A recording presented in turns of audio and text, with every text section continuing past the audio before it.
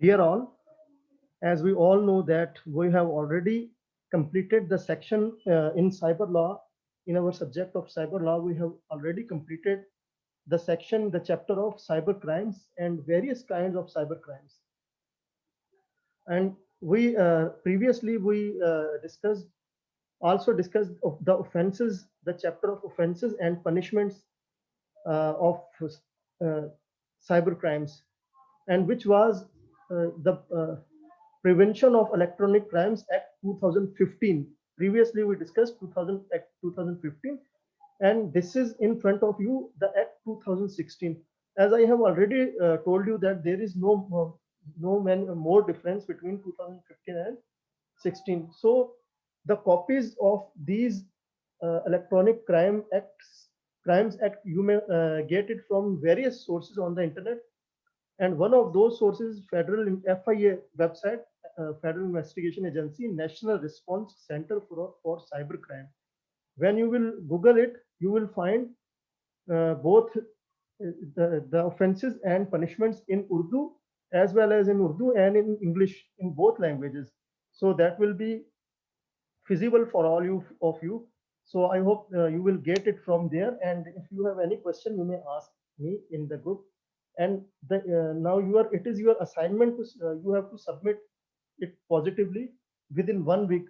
The punishments, the offenses and their punishments, which we have discussed in very detail. The chapter number 2, the offenses and punishments of cyber crimes. So I am just showing you there is another copy in Urdu, which is in front of you. Cyber crime bill, which I have already discussed. The number 1, यहाँ पर देखिए बता रहा है कि किसी भी शख्स के मोबाइल फोन डाटा तक बिला इजाजत रसाई में, जो मैंने आपको डिटेल में बता दिया था. उसके बाद जुर्म नंबर 2 है. फिर कॉपी करने की क्या थी, 6 माह 1 लाख. फिर 3 है. फिर 4 नंबर क्या है, डाटा, अहम डाटा जो मैंने बताया था, क्रिटिकल इंफ्रास्ट्रक्चर जो है उसमें वहां तक रसाई हासिल करने की सूरत में क्या थी. उसके बाद था क्रिटिकल इंफ्रास्ट्रक्चर डाटा को कॉपी करने पर क्या पनिशमेंट है, ये आपके सामने है. फिर उसके बाद जो है वो नुकसान पहुंचाना था, अहम डाटा को नुकसान पहुंचाने पर क्या था, वो भी आपके सामने है. उसके बाद फिर 7 पे है यहाँ पर जुर्म अंगेज नफरत अंगेज की तायद और तशहीर करना, यानी नफरत अंगेजी और तकरीरों की तायद और तशहीर करना, या इस तरह की जो इसमें भी आपके सामने है. फिर उसके बाद साइबर दहशतगर्दी था, साइबर टेररिज्म था. ठीक है. और साइबर टेररिज्म पे कितना है आपके सामने, 14 साल और 5 करोड़ रुपए जुर्माना, यानी 50 मिलियन. तो अब उसमें और इसमें कुछ जो है वो थोड़ा सा आप दोनों को कंपेयर करके देखिएगा. थोड़ा ये 2016 का है, जो मैंने आपको पढ़ाया था 2015 का. अब ये 2016 और 15 में कुछ थोड़ी सी तब्दीलियां हैं, वो आप नोट कीजिएगा. तो इंशाल्लाह we will discuss this in the next lecture के इनमें क्या तब्दीलियां हैं. तो ये just this is for all of you के आप इससे देखें. ये उर्दू में भी है, आप आसानी से इसको ट्रांसलेट भी, आपको कुछ जो चीज़ समझ नहीं आएगी, अगर किसी चीज़ में मुश्किल होगी कि उसकी डेफिनेशन क्या है, तो आपको उर्दू में जब आप देखेंगे तो आपको बहुत सारी चीज़ें आई होप क्लियर हो जाएंगी. जैसे नंबर 9 पर था शर अंगेज तकरीरें. ये भी था नफरत अंगेज शर अंगेज तकरीरें थी, नफरत अंगेज तकारीर फैलाना था. ये जैसे मैंने ये दहशत साइबर टेररिज्म था. उसके बाद शर अंगेज, ठीक है. उसके बाद है जुर्म, जो है वो दहशत गर्दों की मामले माली मुआवनत या मनसूबाबंदी में साथ देना. अब यहाँ पर ये चीज़ें, कुछ चीज़ों को थोड़ा डिटेल में कर दिया गया है. ठीक है. उसके बाद इलेक्ट्रॉनिक जालसाजी, यानी इलेक्ट्रॉनिक फॉर्जरी था, जो उसमें भी आपके सामने ही है. उसके बाद था इलेक्ट्रॉनिक धोखाधही पर, यानी पहले तो फॉर्जरी थी, फिर उसके बाद इलेक्ट्रॉनिक धोखाधही यानी इलेक्ट्रॉनिक फ्रॉड. उसके बाद था ऐसे आलात जो गैर कानूनी कामों में इस्तेमाल होते हों.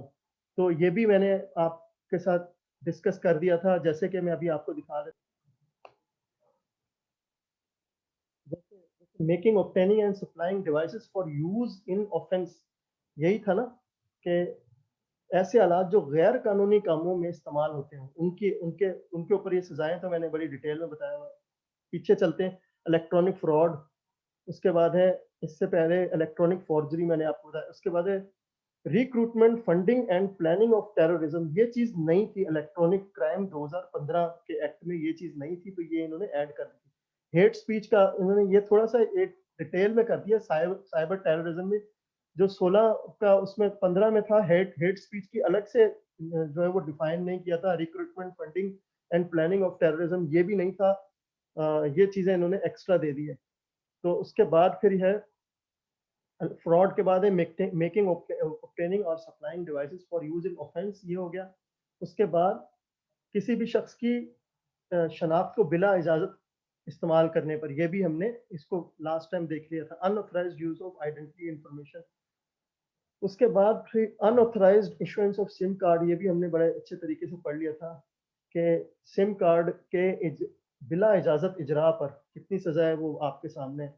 उसके बाद है tampering etcetera of communication equipments, ये भी था कि कम्युनिकेशन के आलात में रद्दोबदल करने पर कितनी सजा है, वो भी आपके सामने है। उसके बाद अनऑथराइज्ड इंटरसेप्शन, बिला इजाजत नकबज़िनी, जो मैंने आपको बता दिया था, ठीक है। उसके बाद है किसी की शोहरत के खिलाफ गलत मामूलात फैलाने पर, ये offences against dignity of natural person. उसके बाद फिर offences against modesty of natural person और माइनर, ये मैंने थोड़ा डिटेल में बताया था। किसी के मतलब जो है उन तस्वीर या वीडियो पर उरिया तस्वीर और वीडियो आवेजा करना, यानी पेस्ट कर देना किसी के बॉडी के ऊपर किसी दूसरे की जो है वो फेस को पेस्ट करना, बच्चों के साथ नाजेबा हरकत की वीडियो को फैलाना, बनाना, या किसी जमन में तशहीर करना, ये भी एक अलग उसमें थोड़ा और डिटेल में आ गया 2016 में। 7 लाख और 7 साल और 50 लाख रुपए जुर्माना, या दोनों।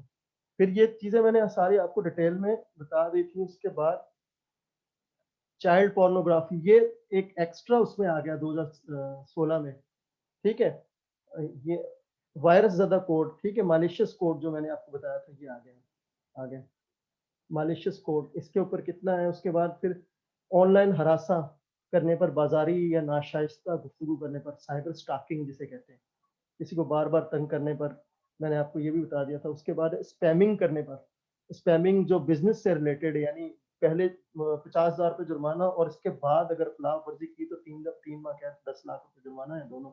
ये भी हमने डिटेल में किया था। उसके बाद स्टॉकिंग के बाद आ रहा था spoofing, spamming, spamming sorry stalking के बाद आ रहा था स्पैमिंग, जो मैंने आपको बताया था कि ये है स्पैमिंग, यानी बिजनेस से रिलेटेड है। उसके बाद जो है ये साइबर स्टॉकिंग तो ऑनलाइन हरासा का हो गया है, ठीक है। उसके बाद फिर स्पैमिंग के बाद स्पूफिंग था, जो मैंने कहा था कि कोई जैसे डीएनएस सर्वर कोई हैक कर लेता है, तो उस पर कितनी सजा, ये सारा आपके सामने। ये जस्ट आपको आज के लेक्चर में मैंने आपको ये जो है एक्सेस देना था इस फाइल को।